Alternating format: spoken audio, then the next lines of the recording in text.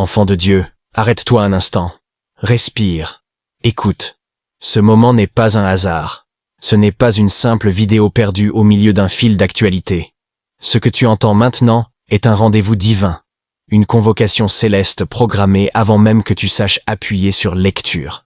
Car depuis quelque temps, ton cœur pose des questions que personne ne semble comprendre. Pourquoi, Seigneur? Pourquoi est-ce que je lutte encore?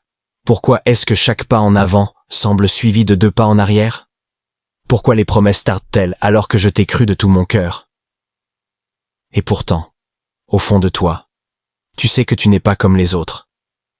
Tu as senti depuis toujours qu'il y a un poids sur ta vie, une mission, une lumière que le monde ne comprend pas. Mais ce même appel qui t'a distingué t'a aussi isolé. Il t'a conduit dans des déserts que d'autres ne connaissent pas. Là où beaucoup récoltent sans prier, toi tu pries et tu sembles manquer. Là où d'autres prospèrent sans effort, toi tu sèmes dans les larmes. Et tu t'es demandé si Dieu t'avait oublié. Mais écoute attentivement. Non, Dieu ne t'a pas oublié. C'est justement parce qu'il t'a choisi qu'il t'a mis à part. La main de Dieu sur ta vie ne t'a pas épargné les épreuves, elle t'y a conduit. Parce que le feu dans lequel tu marches aujourd'hui n'est pas celui qui détruit, c'est celui qui purifie. Tu n'es pas en train d'échouer, tu es en train d'être façonné. Ton manque actuel n'est pas une preuve d'abandon, c'est un atelier divin. Dieu t'enseigne à dépendre de lui, à ne pas mesurer ta valeur par tes poches, mais par ton appel. Et si tu entends ces mots, ce n'est pas un hasard.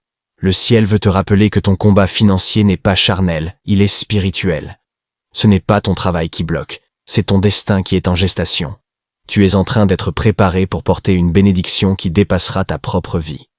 Alors ne quitte pas ce moment. Ne défile pas plus loin. Car le message qui vient n'est pas une simple parole, c'est un tournant. Dieu est sur le point de t'expliquer pourquoi tu luttes encore financièrement, et surtout, comment cette lutte fait partie du plan qu'il a écrit pour toi. Avant même que tu ne respires pour la première fois, ton nom était déjà écrit dans le cœur de Dieu. Ton existence n'est pas le fruit du hasard, ni le résultat d'un enchaînement d'événements. Tu as été envoyé, choisi, mis à part pour un appel que le monde ne peut pas toujours comprendre. Mais ce que peu te disent, c'est que tout appel véritable passe par la préparation. Et cette préparation, enfant de Dieu, ne se fait pas dans le confort. Elle se fait dans le feu. Dieu n'élève jamais quelqu'un sans d'abord l'émonder. Regarde Moïse, avant d'affronter Pharaon, il a dû affronter la solitude du désert. Regarde David, avant la couronne, il y a eu la caverne. Regarde Joseph. Avant le palais, il y a eu la prison. Et toi, avant l'abondance, il y a l'ajustement. Avant la provision, il y a la purification. Dieu te prépare à porter plus, mais pour cela, il doit te vider de ce qui te retient. Il t'arrache parfois à certaines personnes, à certains lieux, à certains systèmes, parce que ce qui t'a protégé dans une saison pourrait te limiter dans la suivante. Et si tu te sens comme dans une période de manque, de confusion ou d'arrêt, sache que c'est la salle d'attente de ta destinée. Ce n'est pas la fin, c'est la formation. Le Seigneur t'enseigne à dépendre de lui et non du monde. Il t'apprend à reconnaître sa voix au milieu du bruit, à semer même quand tu ne vois aucune moisson, à faire confiance même quand les chiffres ne s'additionnent pas. Tu dis, Seigneur, pourquoi je n'avance pas? Et Dieu te répond, parce que si je te donnais tout maintenant, tu perdrais ce que j'essaie de bâtir en toi. Il n'est pas en train de te punir, il est en train de te fortifier. Les retards que tu vois sont des sauvegardes célestes. Les portes fermées sont des redirections divines. Le feu qui brûle autour de toi ne vient pas pour te détruire, mais pour affiner ton caractère et élever ton discernement. Ne méprise pas la saison du peu, car c'est dans cette saison que Dieu prépare les mains qui tiendront le beau coup. Avant de t'élever, il veut être sûr que tu ne changeras pas d'identité quand viendra la bénédiction. Là où tu vois la lutte, Dieu voit l'entraînement d'un futur roi. Et ce que tu vis aujourd'hui n'est pas un mur. C'est une montagne qui te fortifie avant la victoire. Le champ de bataille n'est pas autour de toi. Il est en toi. Ce n'est pas ton travail, ni ton environnement, ni même les circonstances qui te maintiennent dans la lutte. C'est ton esprit. Le diable sait qu'il ne peut pas t'enlever ce que Dieu t'a promis. Alors, il essaie simplement de te convaincre que tu n'en es pas digne. Depuis ton enfance, des phrases se sont glissées dans ton inconscient. L'argent ne pousse pas sur les arbres. Les chrétiens ne doivent pas être riches. Si tu veux plus, c'est que tu es cupide. Et sans t'en rendre compte, ces mots sont devenus des racines spirituelles qui étranglent ta foi. Mais écoute bien. Ces croyances n'étaient jamais les tiennes. Elles sont le produit de la peur, du manque et de la survie de ceux qui t'ont précédé. Tu as hérité d'un langage de limitation, d'un programme mental codé par la douleur. Et tant que ce programme reste intact, même ta prière la plus sincère rebondira sur un mur invisible. Car comment peux-tu manifester l'abondance si, au fond de toi, tu crois que tu ne la mérites pas? Comment peux-tu recevoir du ciel si ton cœur est encore attaché à l'idée que le manque est spirituel? Aujourd'hui, Dieu t'appelle à réinitialiser ton esprit, à te séparer du mensonge ancestral qui t'a fait glorifier la souffrance. La pauvreté n'est pas une vertu, c'est une distorsion de la vérité. Le royaume de Dieu n'est pas un lieu de misère, mais un domaine d'abondance. Jésus n'a jamais manqué. Quand il fallait nourrir 5000 personnes, il n'a pas cherché de prêt bancaire. Il a simplement remercié et multiplié ce qu'il avait. Et ce même pouvoir créateur vit en toi. Mais pour que le miracle se manifeste, ton esprit doit se libérer de la peur. Cesse de répéter les phrases qui t'emprisonnent. Commence à proclamer la vérité du royaume. Je suis enfant du Très-Haut. Je suis héritier de ses promesses. L'abondance est ma nature, non ma tentation. Chaque pensée limitante est une chaîne invisible. Et à mesure que tu remplaces le mensonge par la vérité, ces chaînes tombent une à une. Ton esprit est un temple, purifie-le. Parce que quand ton esprit sera renouvelé, ton monde changera sans effort. Dieu veut faire couler la provision, mais il ne peut la verser que dans un esprit débarrassé du doute. Ce n'est pas ton compte en banque qu'il veut d'abord remplir, c'est ton mental. Car une fois que ton esprit est libéré, l'abondance n'est plus un miracle. Elle devient ta nature. Parfois, l'ennemi que tu combats ne se cache pas dehors. Il porte ton visage. Il se glisse dans tes pensées, parle avec ta voix, et t'empêche d'avancer, pas par la force, mais par la peur déguisée en prudence. Combien de fois as-tu senti une idée brûler dans ton cœur, un projet que Dieu t'avait inspiré, et pourtant tu l'as étouffé avec la phrase « Ce n'est pas encore le moment ». Combien de fois as-tu douté de toi au point de laisser passer une opportunité envoyée du ciel? Tu as appelé cela de la sagesse, mais souvent, c'était la peur camouflée en raison. C'est ainsi que fonctionne le sabotage spirituel. Il te fait croire que tu te protèges. Il te maintient dans des cercles connus, dans des relations confortables, dans des routines rassurantes. Mais tout ce confort devient une prison dorée. Et pendant que tu attends le bon moment, la foi s'assoupit, les promesses stagnent, et ta lumière s'éteint lentement. Le diable n'a pas besoin de détruire ton appel si tu te convaincs toi-même de ne pas y répondre. Il murmure, tu n'es pas prêt. Tu n'as pas les ressources. Tu vas échouer. Et sans t'en rendre compte, tu passes ton temps à prier pour une confirmation que Dieu t'a déjà donnée. Mais laisse-moi te dire quelque chose. Le pas de foi ne sera jamais confortable. Dieu n'attend pas que tu sois prêt. Il veut que tu sois disponible. Le sabotage intérieur aime se nourrir de ton passé.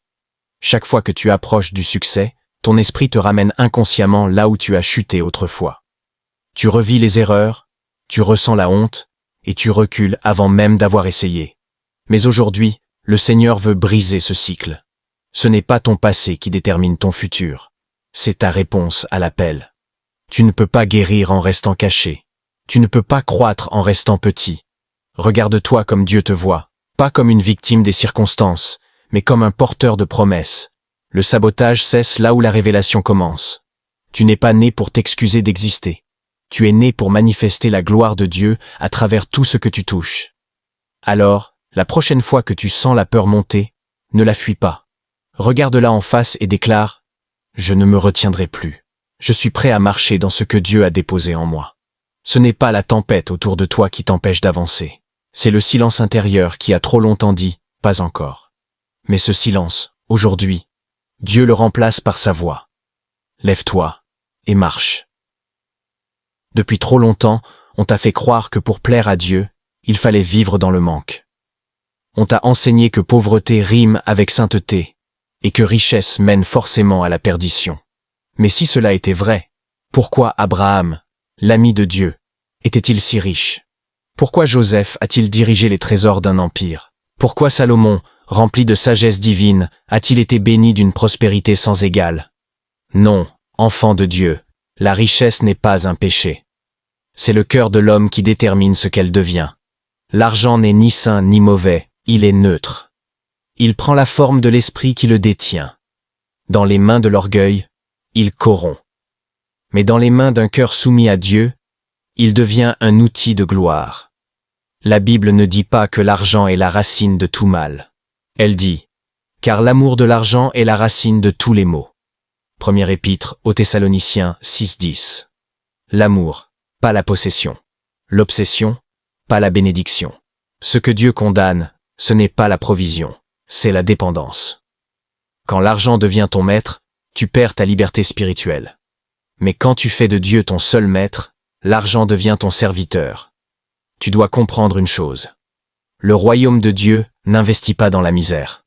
Il investit dans des cœurs intègres, capables de canaliser les ressources vers le bien. Dieu cherche des intendants, pas des mendiants spirituels. Des hommes et des femmes qui savent que chaque pièce, chaque talent, chaque bénédiction matérielle est une responsabilité céleste. Si tu veux que Dieu te confie davantage, commence à gérer le peu qu'il t'a déjà donné avec fidélité. Apprends à semer sans crainte, à donner sans peur, à bâtir sans orgueil. Parce que Dieu ne bénit pas le désordre, il bénit la structure. Le Saint-Esprit n'est pas en guerre contre ta prospérité. Il est en guerre contre ton attachement à la pauvreté. Car cette mentalité t'empêche de refléter la nature du Père, un Dieu de surabondance, de création, de provision infinie. L'argent ne doit pas être ton idole, mais il doit devenir ton instrument de mission. Quand il passe par tes mains, il doit guérir, nourrir, éduquer et transformer. Voilà la vraie richesse biblique. Une richesse qui ne se mesure pas en compte, mais en impact éternel. Alors ne te justifie plus de rêver grand. Le royaume de Dieu n'a jamais eu besoin de rêveurs pauvres. Il a besoin de croyants responsables, prêts à transformer les bénédictions en miracles tangibles. Il y a une loi divine que peu comprennent. La provision suit toujours la mission. Ce n'est pas en courant après l'argent que tu seras comblé, mais en courant après ce pourquoi Dieu t'a créé. Lorsque tu marches dans ton appel, les ressources se mettent en mouvement. Les bonnes personnes apparaissent, les idées affluent, les opportunités se multiplient, parce que le ciel finance toujours ce qu'il a ordonné. Regarde la nature. Les oiseaux ne manquent de rien. Les fleurs sont vêtues avec splendeur, et pourtant, ils ne travaillent pas pour exister. Ils remplissent simplement leur fonction dans le plan du Créateur. De même, quand tu fonctionnes dans ta destinée, la provision devient naturelle. Tu n'as pas été appelé à mendier les bénédictions, mais à les manifester. Car ton objectif n'est pas seulement un projet personnel, c'est une mission divine, un canal par lequel Dieu veut faire couler sa gloire dans le monde. Le problème, c'est que trop souvent, tu cherches le comment au lieu de dire oui. Tu veux comprendre les étapes avant de faire confiance. Mais la foi ne demande pas de voir la route, elle demande de marcher. Quand Dieu t'a donné cette vision, il a aussi prévu la provision. Tu ne la vois pas encore, mais elle existe déjà dans le domaine spirituel, attendant ton obéissance pour se matérialiser. Le ciel ne finance pas les rêves de l'ego, il finance les missions du royaume. Quand ton objectif devient plus grand que ton confort, quand ton désir dépasse tes besoins personnels, alors le ciel ouvre ses entrepôts pour toi. Ta prospérité n'est pas une récompense de ton effort, c'est une conséquence de ton alignement. Ce n'est pas une question de mérite, mais de positionnement.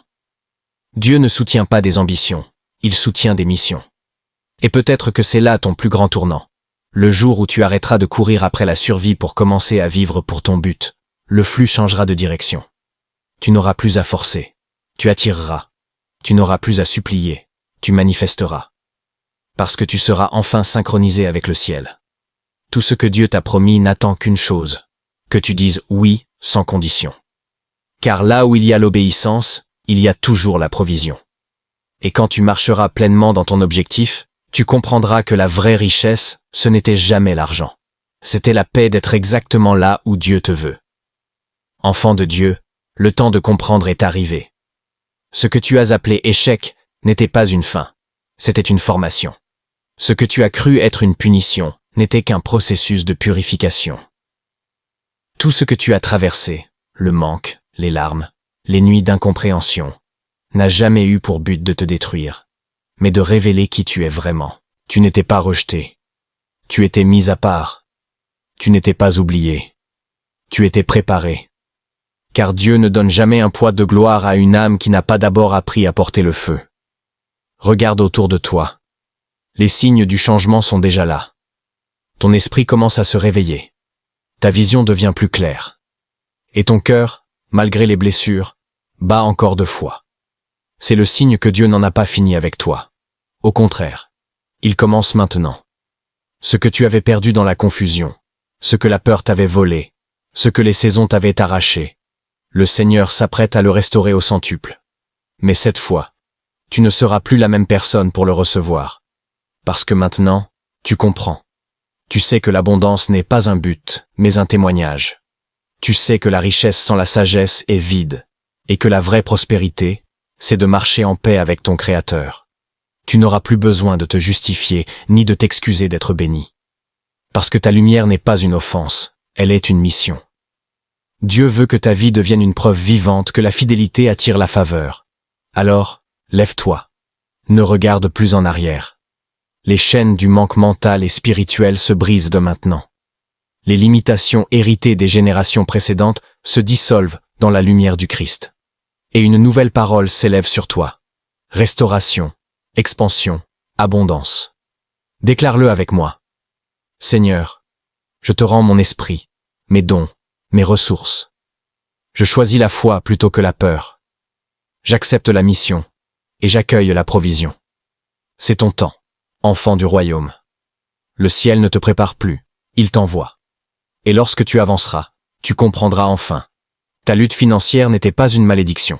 C'était le langage secret de Dieu pour t'enseigner la richesse du royaume.